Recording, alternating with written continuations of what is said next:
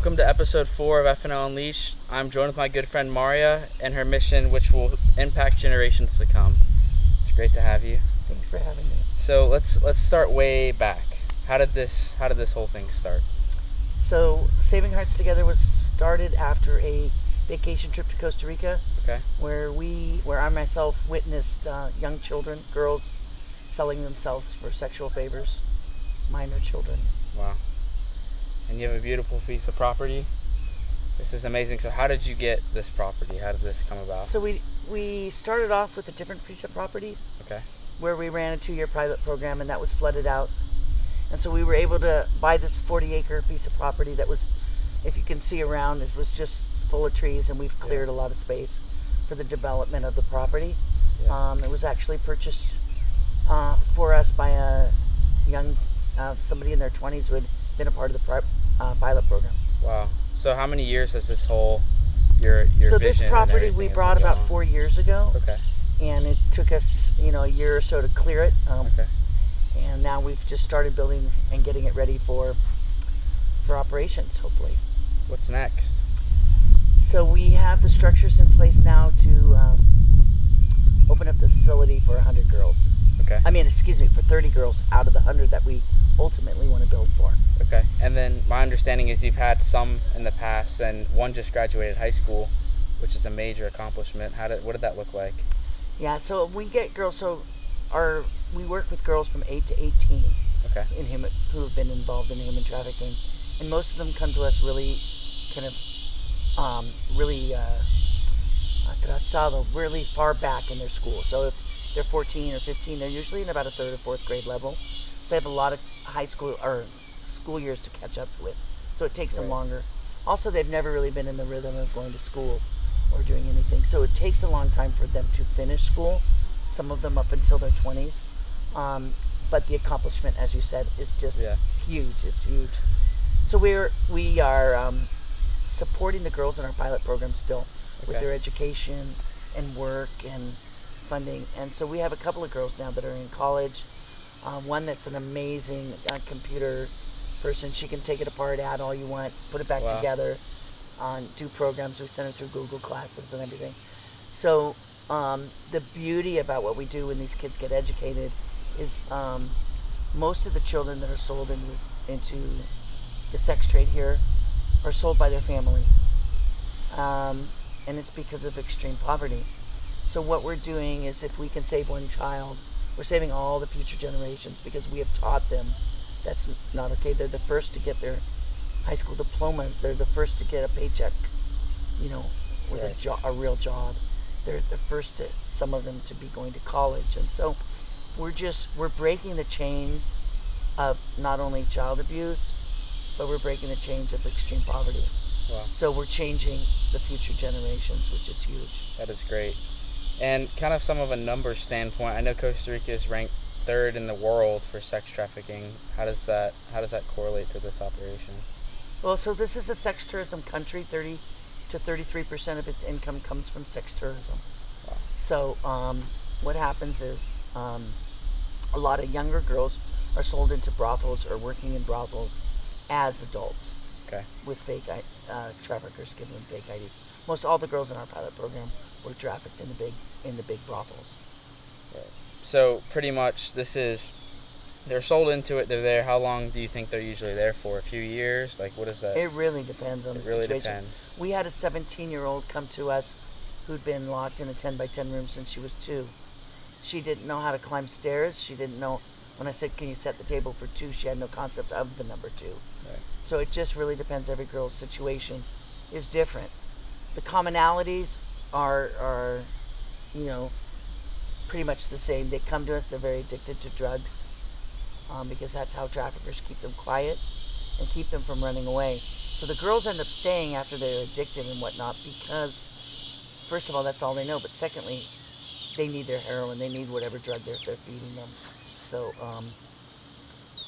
it's a hard cycle to break. It's hard to get out of it. But that's what this whole community's for, right? We're building horse stables, just the therapy. So how did you come about that type of therapy to help these girls? So when I witnessed this child in here in a place called Harco. I spent the next 5 years in the United States learning everything I could, traveling to all conferences and learning about human trafficking, learning the best practices. My studies in college were psychology. I've always worked with children. The flies are really bad out here. Yeah. And so I've just worked and learned as much as I could, and so started putting together a program of what I thought would be most effective. And the beauty of it was after the pilot program, I went back to the States and really reevaluated and spent the next couple of years rewriting the program. What did we do successfully? What worked and what didn't work? How could we improve? And then with the desire to come back and start again. And that's where we're at right now. So the idea behind our program is it's a healing community for new beginnings. And what does that look like? Every child that comes through our doors is treated as an individual. There's not one way to treat trauma. There's not one way to educate these children. Right. So we go through different approaches. Our educational system will be more like a combination of Waldorf school along with Montessori school, along with nature and everything. And we meet the kid wherever they're at in order to find a way for them to get an education. Same with therapy. There's not just one set of way to work with kids with severe trauma. We have found that horse therapy, equine therapy, called equine assisted therapy, is the most successful way to begin to have a relationship with these girls. Wow. Because they're able to take this 1,000 or 1,200 pound animal and learn to take charge of it. They can talk to this animal. The biggest thing they'll always say is, oh, we can tell them anything, and they won't tell anyone. They develop this love relationship with this animal, which gives us a door in for them to enjoy and have a relationship with us. Wow. And then they're able to work through so much with those horses. So that's why we have the equine program started already. Right. They're in training. Okay. There's 7 beautiful horses in training because they have to be able to be very calm. Okay. Horses tend to be kind of a little skittish. They can't be skittish around these girls. Right. But what they do is they reflect the emotion of the child. So if the child is skittish at the moment, they will mirror that. And so that's where the work begins. Or if they don't have boundaries.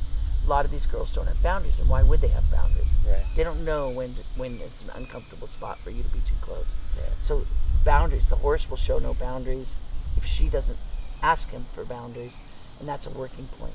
Okay, that's where we can get started. So the horses are an absolute phenomenal way to begin working with these kids. That's great. And what do you see for the future? Like, what is your dream? If you could wish one thing for this organization tomorrow, what would it be? To have the funds to start bringing these girls off the street. Every day that we're not open is the day they're being raped. Right. And then I know most people think it's a big wall, but isn't most of it imposed by the government here that you have to feed them meat twice a day and house moms and all that other things you need to keep this place open legally? Yeah, to keep it open legally, they put a lot of rules on us, but also some of them are really good. I mean, right. We need to have the appropriate amount of staff. Right. The girls need to be taken well care of. That's not as much problem as, they don't know how to put up a good diet for the girls, but we have to follow what they want and things like that. But it's all doable. The only problem is I don't think that most people, especially coming from the United States, this is a third world country still believe that it's an inexpensive country, and it isn't. It's as expensive in the States or more for a lot of things. It's like double here. For a lot of things. Wow. So you've built kind of maybe the basic things you need out, but maybe the biggest problem now is just the funding to keep it running. So have you started any type of fundraising for it? Yeah, so we have everything we fundraised for at this point has been to purchase the land and to build the existing buildings that we have. We have right now 2 dormitories, which will house 30 kids. Okay. We have a great room, which is a kitchen and dining hall, which will second as a classroom, and so we can start building our schools. We have, you guys are here working on the horse stables. Yep. Those will be finished, so we have a safe place for our horses at night. We have another casita which we can use for a private therapy room right now, which will become night staff once we can build a private therapy room. And then we have a administration building with 5 individual offices that will house the director, the assistant director, the psychologist, the teacher's offices and things. Wow. So we have everything we need to get started Yeah. with 30. And then as we operate for hopefully over, for a year or so, we can find funding to start building for more. Because unfortunately, monkeys. Yeah. Yeah. We are the only facility in the country that has been licensed to work with this profile of child. That's a major accomplishment. So That's great. So we need to actually have the ability to take in a lot of kids. Right. But we have enough space where we can design it so it doesn't feel like there's 100 kids when we get to that point. The whole goal is to make everyone feel like they have room to grow and it's free out here. Yeah, right. It's a community. Right. This isn't they call them albergues, which means an orphanage. Okay. This isn't an orphanage. We've designed it so you need to walk to school, walk to therapy, walk to the dining hall. So you're feeling like you're in. There are communities this small in Costa Rica. Yeah. So it's just like another home for them, and your whole goal is to build them a future and not so much focused on what's already happened to them. Right. I mean, if we focus on what's happened to them, we can't move forward. Right. And we suffer with that kind of pain along with them. And we need to teach them. It's hard that what happened to them, their past is their past. But we guide them to seeing what their future can be. That's great. So where can people donate? Where do you want people to go to help out? So our website, savingheartstogether.org, is a place where donations could be made. We are looking, of course, for sustainability. The operating costs for a year here is almost $1 million. $1 million. $980,000 for 30 kids. Sounds like a lot of money, but there's about 17 employees in there. Food, clothing, medical, and everything else that goes along with it. These children that are here, they don't leave here unless that we're going on an excursion. They're not mentally ready to go out to school. So they need to come here, and they stay here on site. And that means there's a lot of cost involved in that. Right. And how long do they usually stay here for? Is it just until you feel that they are ready and they've developed the skills to go out into the real world again? Well, it depends. If we take in a 9-year-old, at 2 years, after being here for 2 years, they're not ready to go out in the world. Right. So the idea is get them to a place where we can get them into another facility where they don't need the extensive therapy that they do. Some kids can go back to family members. Lots of kids can never go back to family members if they've been sold by them. So it just depends. Every kid is situational. Right. It's great. I think what you're doing is very amazing, and there's a big future for this organization. Thank you for your time. Thank you. I really appreciate this. So do I. Thanks for coming. Thanks for being here. Of course. Putting in hard labor. Anything we can do.